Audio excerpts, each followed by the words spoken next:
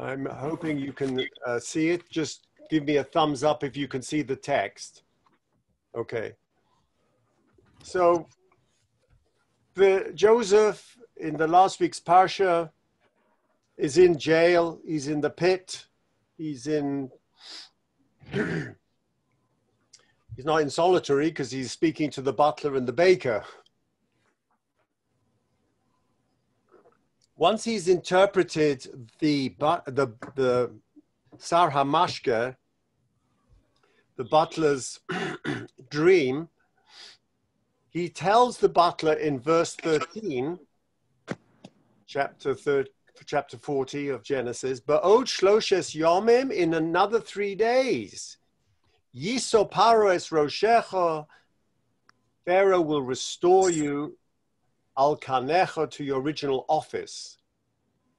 V'nosata kos paro biyodo.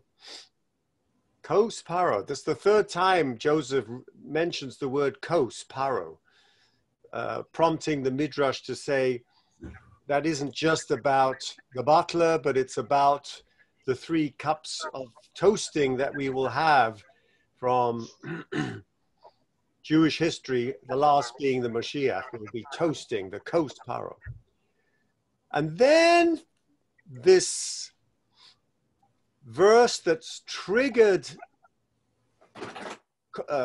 commentators, theologians, philosophers, and masters of Hasidus. Ki im zechartani itcha. Ki im doesn't make sense because that is a conditional clause. Ki im, if zechartani itcha, but it should say, may you have my memory with you. Kasher yitav loch, when things go well for you and you get out of jail. Please do me a toiva. Give me some payback. What is that? The his kartani el paro. Mention me to Pharaoh. Now, those 2 words have different, even though they're etymologically identical, they have different semantic meanings. Ki im zechartani itcha, would you please keep me in your memory bank? And then the his kartani in the hifil, would you please make mention of me? Memory and making mention of Paro. So that, the Vav is conditional, so that he will bring me out from this terrible place. And then he tries to rationalize it. Ki gunov gunavti eretz ha'ivrim, I was kidnapped. The gampolo asisi buma, and even with Potiphar's wife, I did nothing. Ki sama osi babor, and they put me in the bor. Notice the word bor as a reflection of the bor back in Canaan. Here calls the prison the bor, so it's a double bor. Okay, and then in the beginning of our parsha, the very first verse, Ayehi miketz shnatayim yomim, very unusual expression that should have said shnei shanim. What's shnatayim yomim? It implies that it's 2 aliquots of shana. It's shnatayim, so it's a single year plus another year. Yamim is often considered years in biblical Hebrew. Upara choleim, and etc., etc., etc. Now let's go just look at these verses to understand what's triggering everyone's ire. The problem is the zachartani. V'asiso no imodi chesed. That's already bothering the rabbis.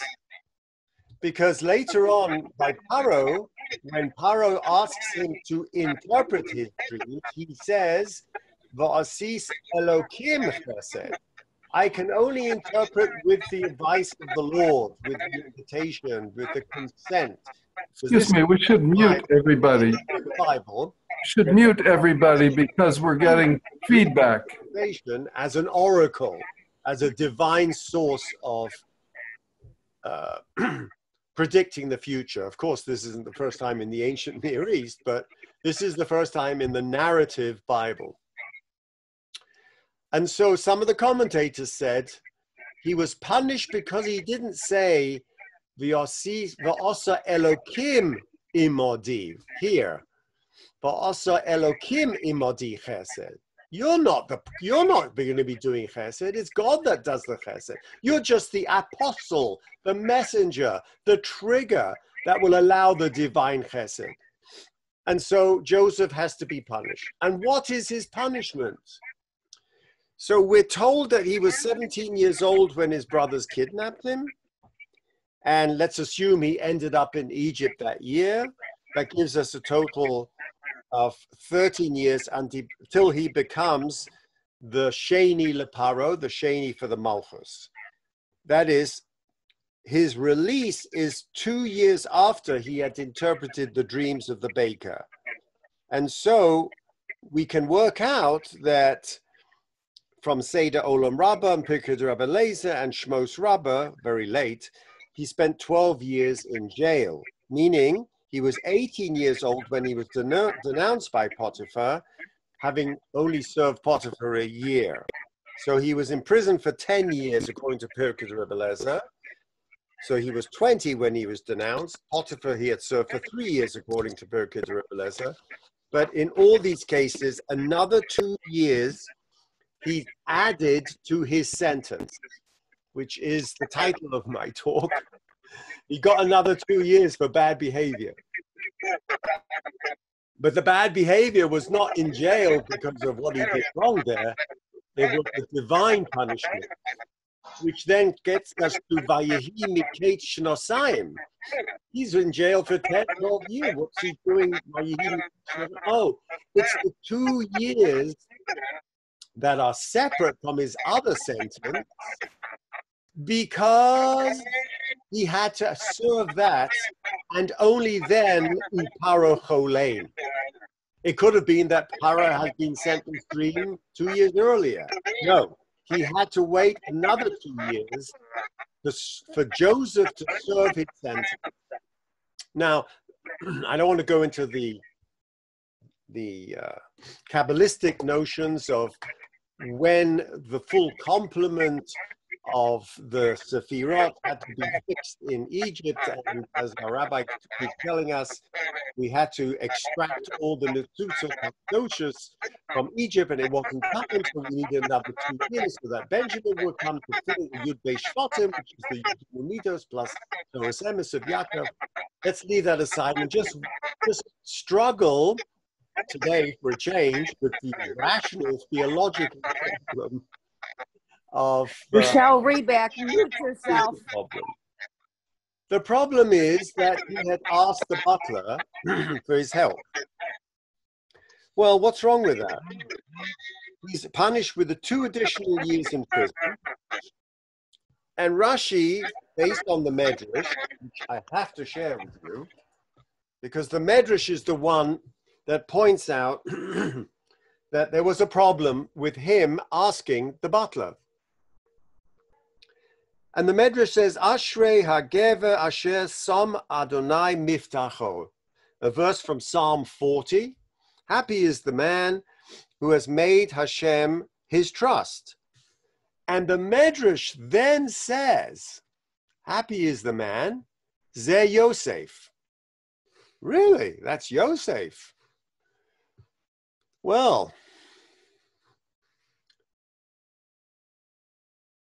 Velo pono el rahavim, and he did not turn, and he turned not to the arrogant. Arrogant means those in high places, like the butler. He didn't turn to the arrogant, according to this Medrash, meaning he embodied the ideal of trusting in God.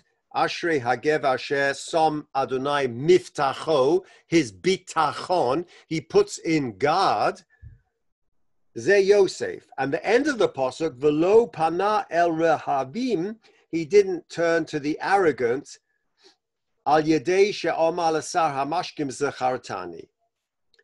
Because he said to the chamberlain of the cupbearers, if only you would think of me and mention me to Pharaoh.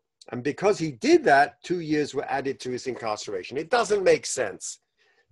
And so the Radak and the Eitz Yosef say there's a problem with this medrash in the manuscript. It means exactly the opposite. Happy is the man who puts his trust in God.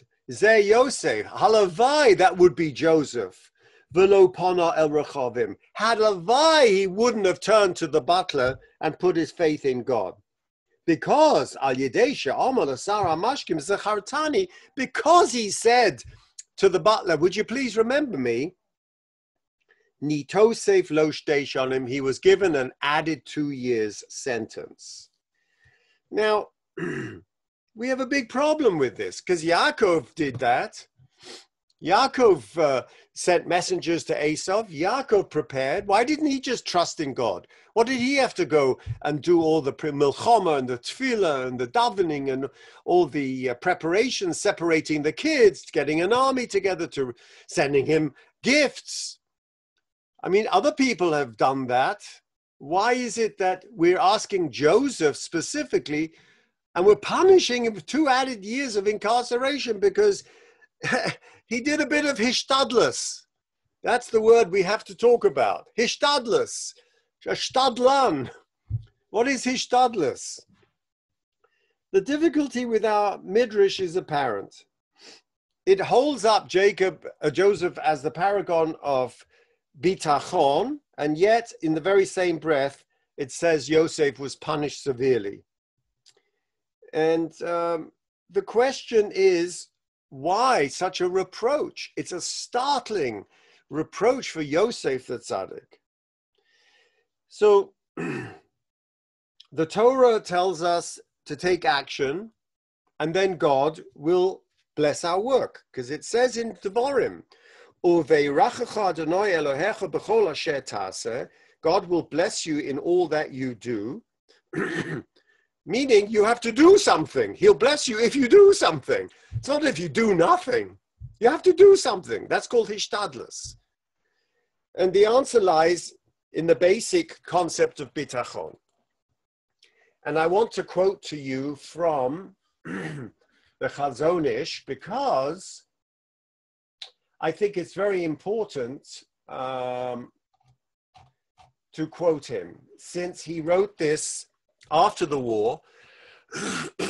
And so for me, in terms of the great luminaries of post-war Europe who have survived outside America, the Chazon Ish stands as one of the great luminaries accepted by the entire world, both the right wing, the left wing, the modern, the orthodox. Everyone accepts the Chazon Ish. Not everyone accepts his Piskei Halacha. He was very strict. But certainly his book, Emunah Ubitachon, which is only a small, you can read it in a couple of hours. It's 40 pages. I read it when I was in yeshiva, age 19. And it is basically the classical, traditional Jewish theological approach to Emunah Bitachon. And I'm sure, because he was always involved in halacha and learning and perush on Shas, I'm sure he took time off, precious time off, because he felt that our generation needed that kind of response to the 20th century, because he had seen so much devastation around him. And so in that, the 4th chapter of that Sefer, that very small Sefer, is entitled Joseph, and looks at this particular issue of the spectrum between Hishtadlus and Bitachon. The book is called Emunah and Bitachon. I once read that the definition of Emunah is, I get on a plane and I have faith in God. And I believe that God is providential and he is going to take care of me and take care of this plane. And when I sit on the plane, I start having a panic attack. I'm 30,000 feet in the sky. I don't know if any of you have had that during turbulence. And it starts getting turbulent. And I start freaking out. I know my sister does. She takes a Valium every time she gets on a plane.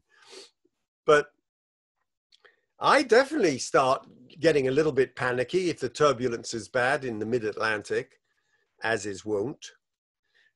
That is bitachon. Emuna is, yes, I believe, and it runs the world and providence. So yeah. Bitachon is the degree that emuna filters down into my bitachon. I hate the word faith. That's a Christian word.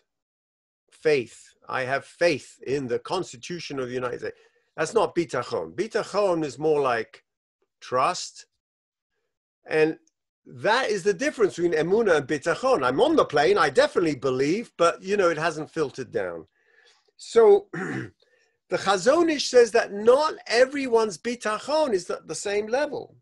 The average Joe, the man of bitachon, when confronted with a seemingly hopeless situation, might lose himself and become despondent and despair. A man of stronger bitachon will manage to remain calm and secure on the plane despite his plight. Notwithstanding that, the Chazon Ish says, we are allowed to undertake endeavors to our needs. That's called hishtadlus, as cited from the verse in Deuteronomy, right? You have to do, you have to steig, you have to go out, you have to try. There's a story of the Baal Shem Tov that he was in Mezhibush before he became famous, and it was Erev Shabbos, and he had no food. Okay. So he goes downtown to Mezhibush, and he knocks on the Gvir's door, rich man, and once he knocks on the door, he's off, he leaves. The guy opens the door, and he chases after him, and he said, I see you're a poor man. Why didn't you wait till I opened the bloody door? What'd you run away for? So the Baal Shem HaKadosh says, sir, the Rebbeinu Shalom gives me my Shabbos food. It says, you have to do something. You have to have a hishtadlus. So I got out in the cold. I went downtown to the village, knocked on your door. That's my hishtadlus. The rest is taken care of, sir. I didn't come here for your money. I thought it was a brilliant notion. And I wanted to interject that because I'm quoting all these Litvaks today, the Chazon Ish, and now I'm going to quote the Beis Halevi, Soloveitchik, who writes in his Perush on the Torah, on this pasuk, that and this is his Chiddush, that this Taaseh, this Hishtadlus that we do is the trigger to facilitate the bitachon, meaning through the Hishtadlus, we will feel that there is sufficient natural expectation of success, which will allow us to feel confident that God will bless our efforts. You have to hear that. It's very subtle. It's very brisk. There's no mysticism here. There's no shefa coming down from the divine that I'll talk about in a minute. This is a highly rational, thought out theology, okay? So why do I need hishtadlus if God is providential? Let him take care of me. No. The Brisker Rav says, I need it so that I can feel. It's all in the eyes of the beholder. It's all about the receiver. I'm at the receiving end of divine grace. Well, I need to feel that. How do I feel it? I have to feel through my endeavor a confidence that he will bless my efforts. He's medayek on the bracha. How do I get that bracha? It's a psychological trick by doing the taaseh. Of course he's responsible for everything, the Briskerov says. But I have to appreciate that. And that's through the Taaseh. So since the endeavor was permitted only so that I can feel at ease with bitachon, the amount of endeavor allowed varies from person to person. For the Baal Shem HaKadosh, it's just knocking on the door. He doesn't need to do more to him feeling that he's done his tishtadlus.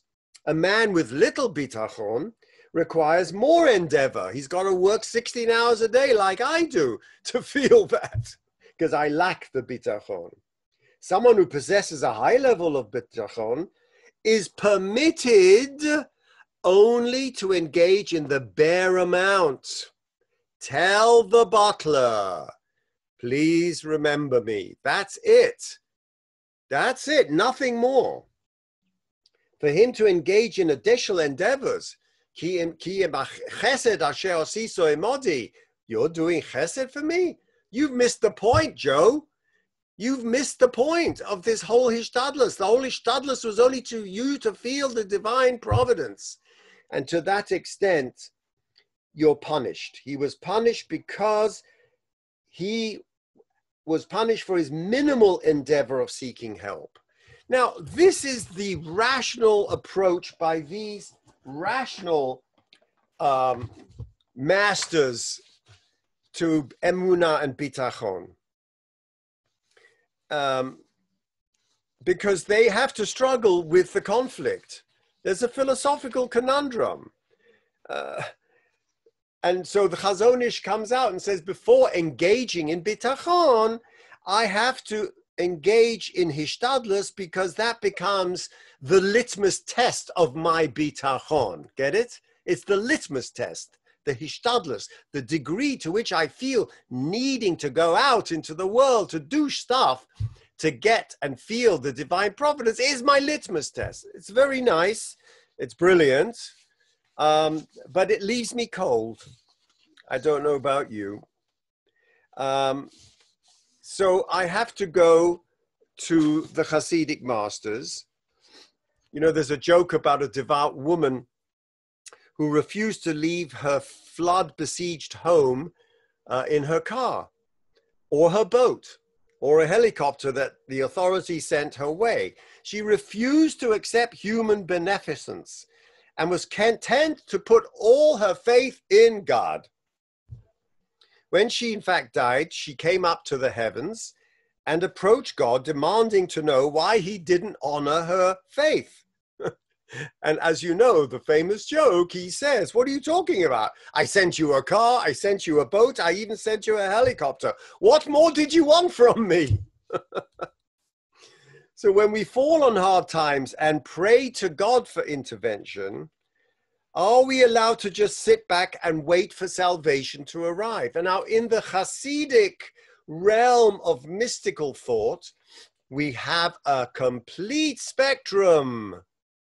On the one hand are the quietists. Rachel Elior has written a whole book on Hasidic pietistic quietism, meaning I don't have to do anything. My hishtadlus is connecting in dveikus with the divine. He'll take care of everything. The most extreme example is Reb Chaim Chaikel of Amdur. This is his sefer. And in this sefer, I got the Varsha reprint, but it was originally printed in the 1790s. Amdur was a town full of Litvaks. A lot of great Gedolim from Lita lived in Amdur. And there was a great, great anti-Hasidic at the turn of the century at 1800 against the Hasidic new cult, especially in Amdur. And Reb Chaim Chaikel told his Hasidim, do nothing. Don't respond. Don't fight back, because there were really fisticuffs going on in those days in these towns. He said nothing. Believe in Hashem. So what was wrong for Joseph to ask for the butler's help? And I want to quote from Reb Zisha. And Reb Zisha is the brother of Reb Melech. They're both Talmidim Muvhakim of the Maggid of Mezrich. So the tradition goes Baal Shem Tov, Maggid of Mezrich, and he's got 200 pupils, the oldest being the Kedushas Levi, the youngest being the Alter Rebbe. Somewhere in the middle are the brothers, the Reb Melech and Reb Zisha. There are only 5 Rebbes called the Rebbe Reb. These are 2 of them, the Rebbe Reb Melech and the Rebbe Reb Zisha. That is, Rebbes would go to them like a Rebbe. That's why they got the title. The Rebbe Reb Shmelka, the Rebbe Reb Binim. There are only 5 in the history of Hasidus who are so in tune with Devekus and the divine and prophetic spirit that other Rebbes would go to them. And the Rebbe Reb Zisha was totally different to the Reb Melech. Reb Melech wrote voluminously. The Noam Elimelech is considered the Sefer Shel Chasidim. The Balatanya's book, the Tanya, is called the Sefer Shel Beinonim. And the Kutim Iran is called the Sefer Shel Rishonim. That's where I belong. These 3 Sephorim approach Hasidus in totally different ways. When you read the Noam Elimelech, you just say, oh my God, this is way beyond my level. I understand what he's saying, but it's for tzaddikim, not for me.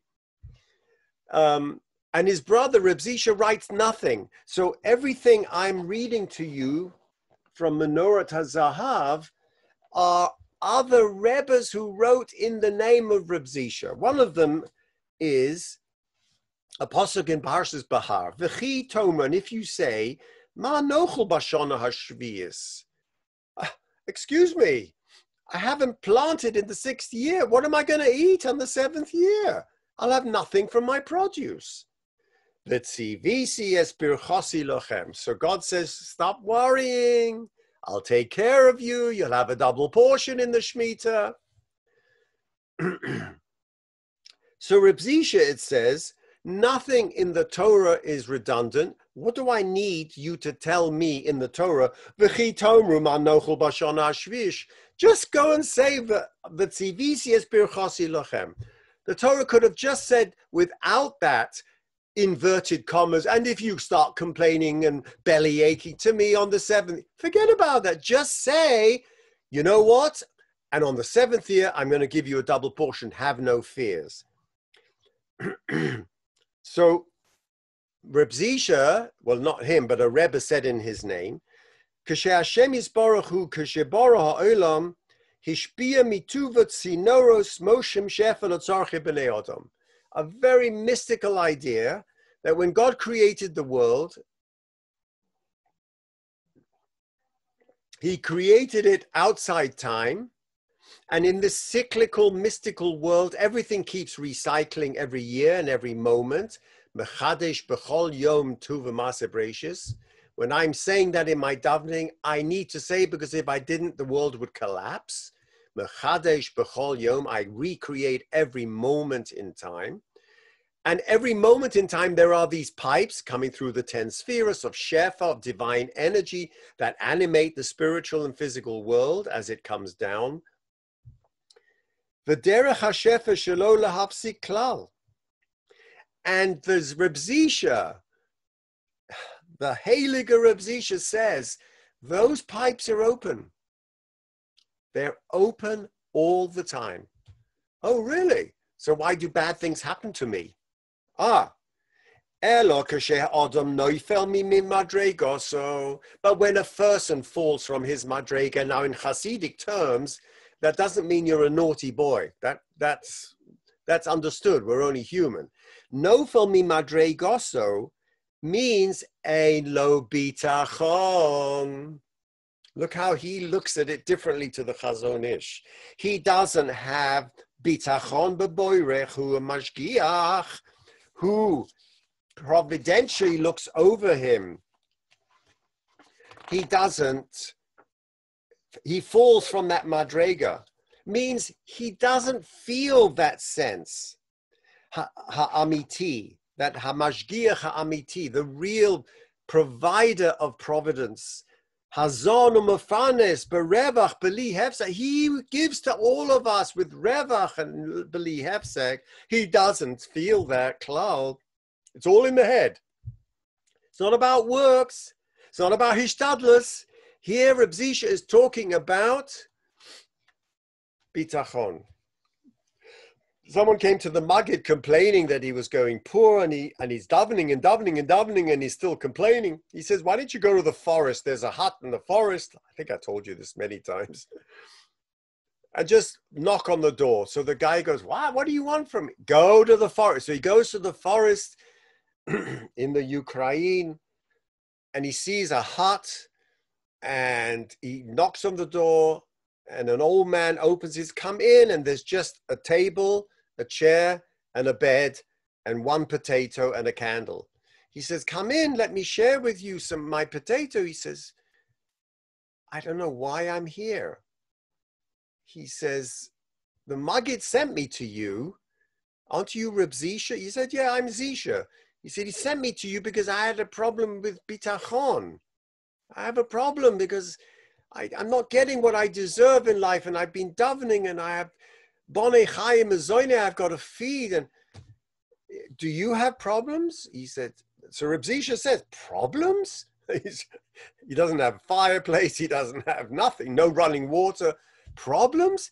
I don't have any problems. The Yebishter takes full care of me. And that's when he realized why the Maggid was sending him to Reb Zisha. That's who Reb Zisha was, right? In the annals of Hasidic law, he is the paradigm of bitachon. And because you lacked that bitachon, oz oseh ha'odom b'machshavtahu pagam chalila. Everything is occurring in your head. Because you don't feel that bitachon properly, you caused a pagam in your bitachon. There is a flaw in your bitachon. Va'oz, and what is the consequence of you? Just, the Brisker Rav would shudder if he heard this. The consequence of my lack of bitachon has consequences upstairs, because my neshama is chatzuv b'kisei hakovod upstairs. There is a pipe that goes directly from the chelek elokai mimal within me all the way up to the kisei hakovod. So if I have a pagam up down here, it is matish koach b'pamalya shel mala. I cause a weakening of the divine shefa through my lack of bitachon. Va'oz nifsak hashefa chalila, and that causes a plug in the pipes. So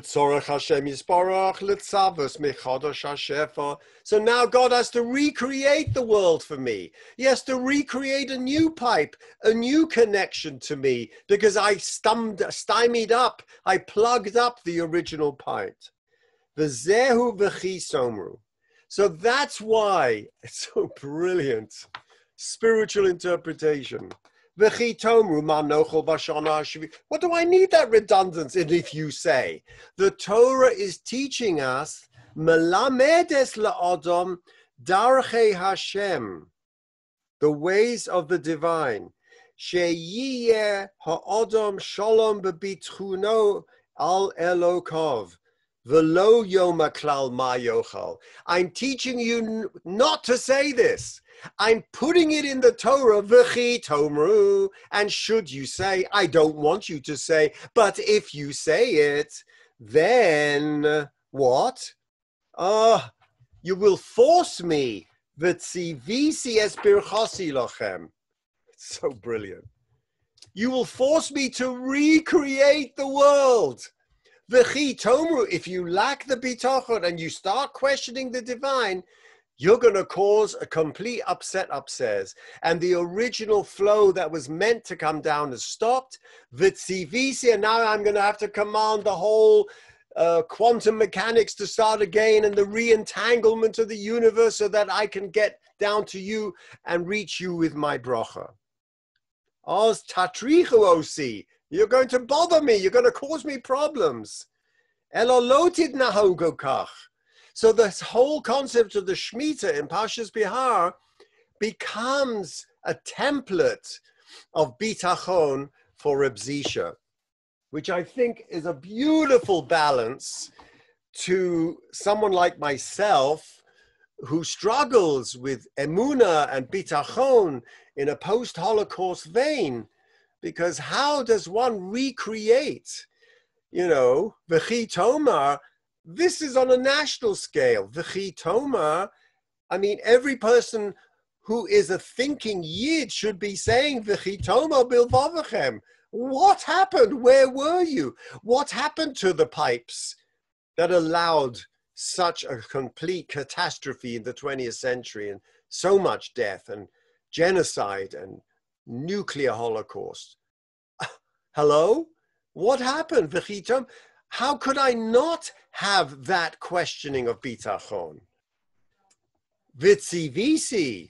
So the way I would interpret the Heilige Reb Zishi is that we absolutely need Vitzivisi Esbirchosi. We all need a new recreation, as Simone Weil says, that the purpose of creation was to connect. And the 10 plagues was a decreation. We've had a decreation in the 20th century of everything that creation, the beautiful 10 ma'amarot of creation, were decreated by the 10 plagues. And then Har Sinai became a re-evaluation and a moral recreation of the 10 plagues in the Aseres HaDibros, which I think through the galut of history were decreated. And so the time has come, whether you believe in Mashiach or you believe in the Kates of Hanukkah and the darkness of Zois Hanukkah, that the light has to be Vitzivisi Esbirchosi, that we need a recreation of light, a reinterpretation, a new Torah, Mizmor Shir Chadash, a new Torah, as Shlomo always said, so that we can welcome the future with the new tools of bitachon. Thank you. Have a wonderful week. Thank you, Julie.